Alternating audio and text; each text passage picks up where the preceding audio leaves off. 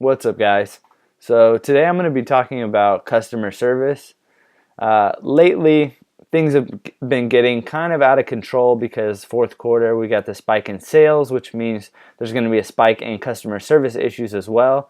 So I kind of had to come up with a system that keeps everything organized and that I can share with my VAs so that we can all stay in sync as far as like what is going on with the business. So this is kind of like a sheet that I use every morning when I wake up. First thing I'll do is check my messages, check my item not received case, cancellations, and return cases that have been opened like while I was sleeping.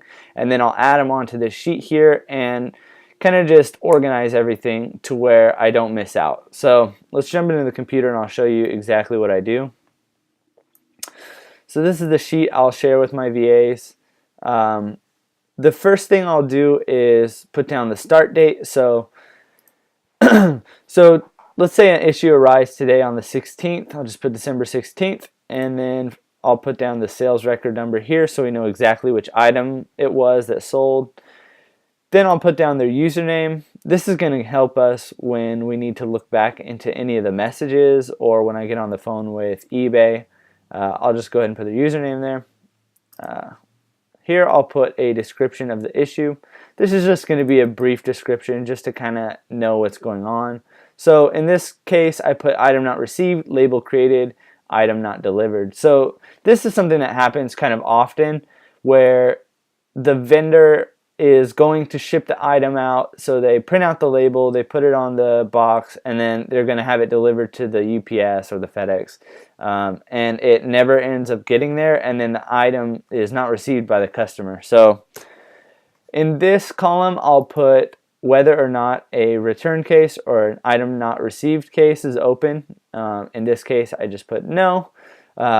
Sometimes customers will just message you saying they never received the item, and they just want you to kind of like look into it to see what's going on. So I'll just put down yes or no here for that, and then I'll put down the case ID if there is one. In this case there was no case ID. And then this is the most important part. So I'll put down the actions that I've taken and then whatever actions I'm going to be taking next. So in this case I put down I contacted the customer, and then you can be more specific if you want, but if I know what the description of the issue is, I know what the contacted customer means. So here I just put down that I contacted the customer, probably letting them know, hey, I'm looking into this, I'll get back to you as soon as I can. And then the next step is to contact the vendor's customer service. So in this case we'll say it was a Walmart item and we need to contact Walmart customer service. Next thing I'll do is I'll put the status here as open because this is an ongoing issue and it hasn't been resolved yet, so I'll just leave that as open. And the good thing about like this section here is if I were to let my VA know, okay, go ahead and start working on any customer service issues, they'll know that this is an open case and they know that they need to contact Walmart customer service about an item not being received and label created, item not delivered. So this kind of gives everything that the VA needs to know, or yourself when you reference back to what's going on.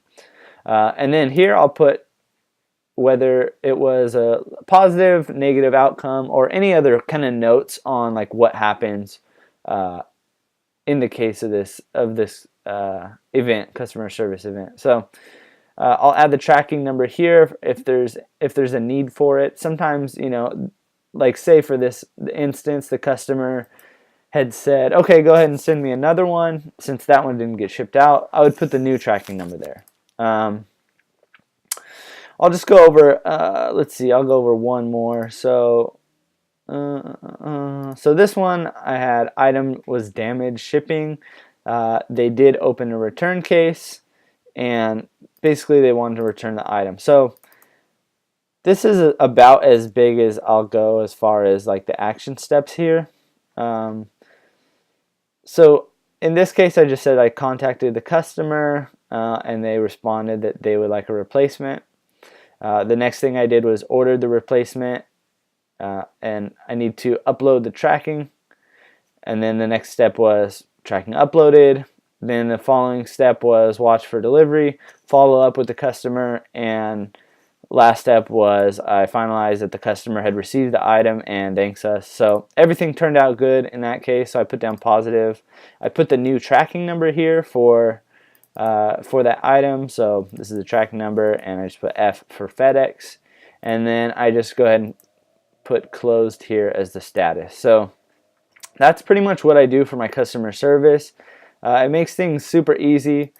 You don't have to memorize anything. You just go on here and you just look at the last thing on this list and you know exactly what you need to do. So hope this helped a little bit. Stay organized. Helps out a lot. I wish I did this a lot earlier. If you have any questions, let me know, and I'll see you on the next one.